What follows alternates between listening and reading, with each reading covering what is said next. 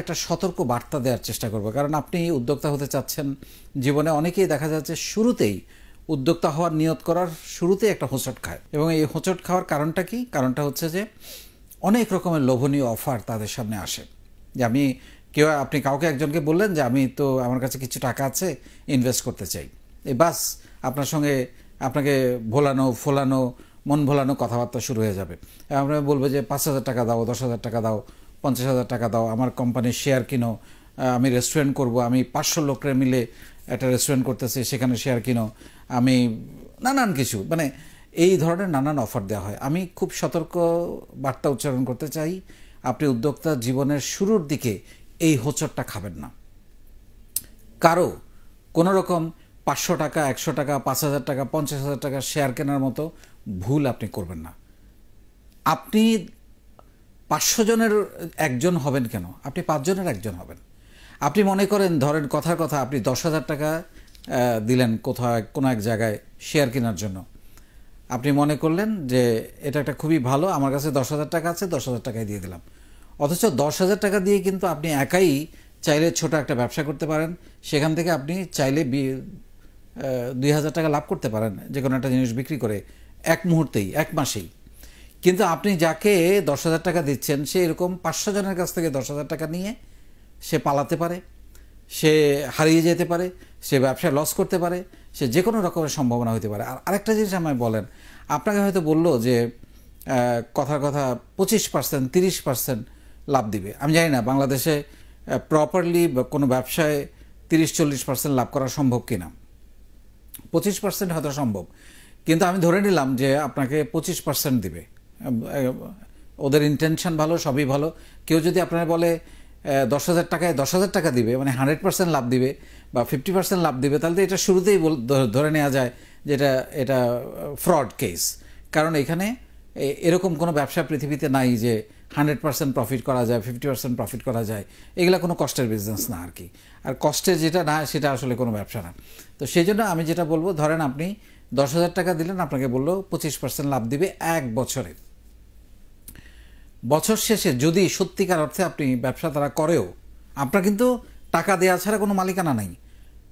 মানে আপনাকে বলবে যে ডিড টিড এগুলো বুঝাবে, আপনি হয়তো কোনো একটা কাগজে সই করলেন, এর বেশি কোনো ক্ষমতা নাই আপনার। আপনি কি ওই কোম্পানির বিরুদ্ধে কিছু করতে পারবেন না, কোনো রাইট নেই, কারণ আপনি কোনো মেমোরেন্ডামে সাইন করেন নাই, 117-এ সাইন করেন নাই, ওরকম কোনো প্রপার এগ্রিমেন্ট, 300 টাকার এগ্রিমেন্ট এমন গুরুত্বপূর্ণ কিছু না, কারণ ওইটা রেজিস্টার জয়েন্ট স্টকে আপনার রেজিস্ট্রি হয় নাই। সো এইগুলো খুব গুরুত্বপূর্ণ। এখন আপনাকে 1 বছর পরে ধরেন আপনাকে বললো যে 2,000 বা 2,500 টাকা আপনি পাবেন। যদি 2,500 টাকা পান, কথার কথা মাসে কয়শো টাকা পাচ্ছেন? 200 টাকা। তো আপনি 10,000 টাকা বিনিয়োগ করে মাসে 200 টাকার জন্য একজনকে টাকা দিয়ে দিবেন, না 10,000 টাকা নিজে কষ্ট করে 10,000 টাকাই বিনিয়োগ করে নিজের হাত দিয়ে আপনি চাইলে 2,000-3,000 টাকা ইনকাম করতে পারেন। কারণ এটা তো আপনি যত রোল করবেন তত বেশি লাভ হবে, যতবার রোল করবেন। তো আসলে মূল কথাটা হলো, আপনি টাকাটা দিচ্ছেন কার হাতে? সে লোকটাকে, বিনিয়োগকারীটাকে। 5 জন এমপ্লয়ি চালানোর যোগ্যতা তার আছে কিনা, তার প্রিভিয়াস হিস্ট্রি কী, তার কোম্পানির হিস্ট্রি কী, সে আগে ব্যবসা করছে কিনা, করলে সে ব্যবসাগুলোর বর্তমান অবস্থা কী, এই জিনিসগুলো মাথায় রাখতে হবে। আমি কথাগুলো বললাম এই কারণে, কারণ আমি যেহেতু লাখ লাখ উদ্যোক্তাদের, লাখ লাখ তরুণ তরুণীদের নিয়ে কাজ করছি, তারা অনেকেই বিপদটাতে পড়েন শুরুতেই। কোনো একটা টাকা হাতে আছে, আরেকজনের হাতে তুলে দেন কেন? আপনার কষ্টের টাকা আরেকজনের হাতে তুলে দিবেন কেন? কেউ যদি চিন্তা করে না যে আমি রাতারাতি বড়লোক হব, তাদের জন্য কিন্তু নিজের বলার মতো একটা গল্প ফাউন্ডেশন না, এই প্ল্যাটফর্মটা তাদের জন্য না। এখানে ধীরে ধীরে আস্তে আস্তে একটা একটা করে সিঁড়ি বেয়ে বেয়ে উঠতে হবে। এখানে লিফটের কোনো সুযোগ নেই। আপনি যখন বড় হয়ে যাবেন, আমি যখন দেখব আপনি একা চলতে পারছেন, আপনি তখন লিফটে চড়েন, আমার কোনো আপত্তি নেই। কিন্তু শুরুতে আপনি যাতে ধাক্কাটা না খান, সেই দায়িত্বটা আমার এটা বলে দেয়া। আর নো AMLM, এখানে কোনো রকমের মাল্টি লেভেল যে বিজনেস, এটা এখানে চলবে না। আমাদের নিজের বলার মতো গল্পে কোনো সুযোগ নাই। আমি এটার ভালো খারাপে যেতে চাচ্ছি না, কিন্তু বাংলাদেশে এটার অভিজ্ঞতা ভালো না।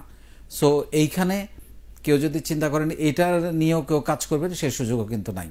তো সেই জন্য আমি আসলে আমাদের উদ্যোক্তাদেরকে একটু সতর্ক বার্তা উচ্চারণ করতে চাচ্ছি যে আপনারা আপনাদের কষ্টের টাকা কারো হাতে তুলে দিবেন না।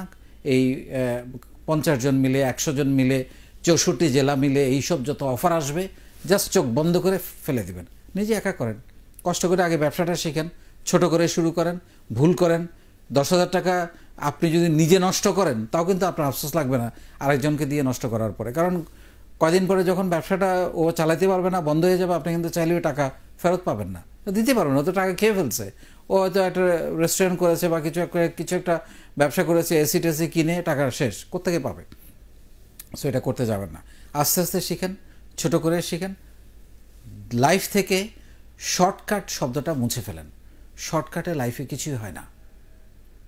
একটা সন্তানকে মায়ের পেট থেকে জন্ম নিতে কমপক্ষে 10 মাস পেটে থাকতে হয়, নিদেন পক্ষে 7 মাস তো লাগে। তাহলে আপনি রাতারাতি কেন চিন্তা করছেন কিছু একটা হয়ে যাবে?